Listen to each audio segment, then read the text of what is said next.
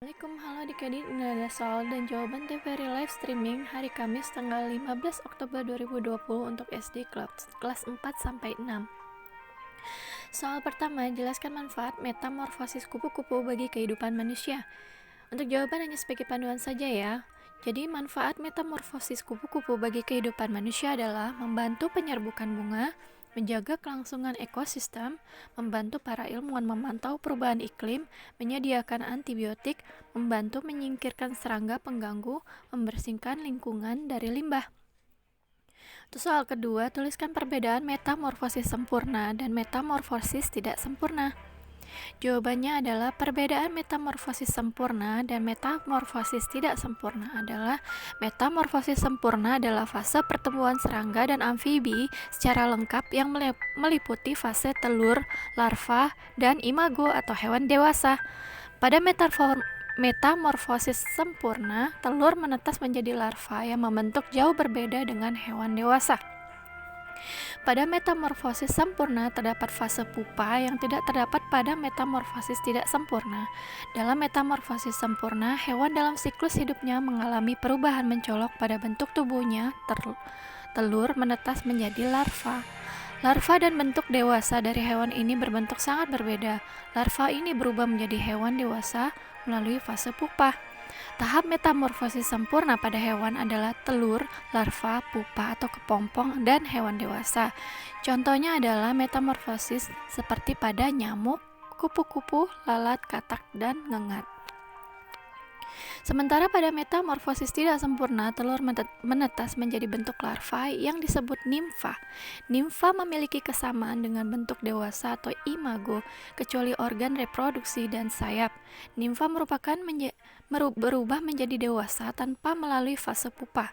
Tahap metamorfosis tidak sempurna adalah telur, nimfa, hewan dewasa. Contohnya adalah belalang, jangkrik, dan kecoa.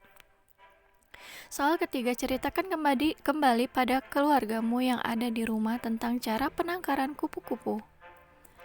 Cara penangkaran ulat, caranya adalah menangkap ulat. Siapkan wadah berventilasi bagus, cari ulat yang ada di tanaman Anda. Yang B, membuat rumah ulat. Bujuklah ulat dengan sebuah tongkat. Pergilah kembali ke pohon atau semak tempat Anda menemukan ulat tersebut. Potong dan kecil pohon tersebut yang mengandung sedikit daun karena pohon atau semak tersebut kemungkinan adalah tanaman inang ulat tersebut. Letakkan daun di dalam wadahnya. Sebelum menyimpannya di dalam wadah, periksa terlebih dahulu serangga atau laba-laba pada dedaunan tersebut karena serangga ini bisa melukai atau membunuh ulat. Simpanlah wadahnya di luar rumah. Simpanlah wadah tersebut di area yang tersembunyi, terlindungi dari terik panas atau suhu dingin, dan jauh dari jangkauan hewan peliharaan atau manusia yang bisa mengganggu reproduksi ulat. C. Merawat ulat. Periksa ulat Anda setiap hari, bersihkan kotoran ulat disebut dengan fras, dan pertumbuhan jamur apapun. Jangan menyentuh ulat, terutama saat sedang lesu atau berganti warna, karena ulat sedang bermetamorfosis menjadi kepompong, kupu-kupu, atau kokon atau ngat. C. Merawat ulat. Periksa ulat Anda setiap hari. Perhatikan tingkat laku ulat. Jika sudah mulai berganti warna atau tampak lesu, ulat tersebut kemungkinan akan berganti kulit atau membentuk kepompongnya. Pada periode ini ulat sangatlah rapuh. Agar lingkungannya tidak terganggu, jangan menyentuh ulat. Pada periode ini ulat juga akan mulai melekuk.